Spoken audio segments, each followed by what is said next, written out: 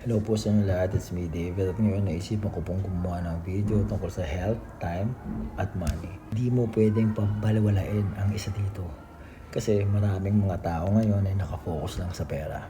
Hindi natin sila masisisi dito. Pero ito ang totoo na madalas hindi nila sinasabi. Hindi ka pwede maging successful long term kung pababayaan mo ang health at ang iyong oras. Pag hinabol mo ang pera pero pinabayaan mo ang iyong kalusugan, darating ang araw na gagastusin mo ang lahat ng kinita mo para gumaling ka.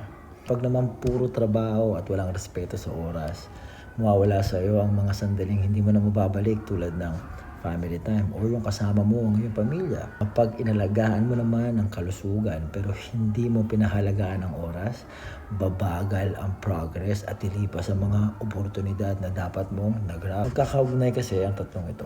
Ang health ay nagbibigay ng lakas, ang oras ay nagbibigay ng direksyon, ang pera ay nagbibigay sa atin ng mga options.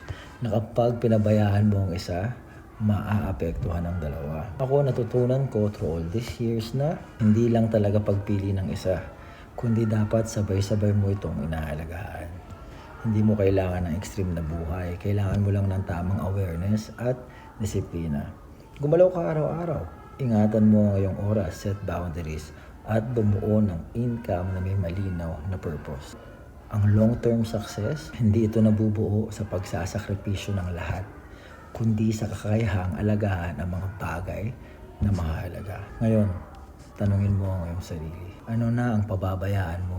Ano ang gusto mong pabayaan? Ang kalusugan, oras, o pera? Sana nakatulong itong video na ito and I will see you guys again for my next video.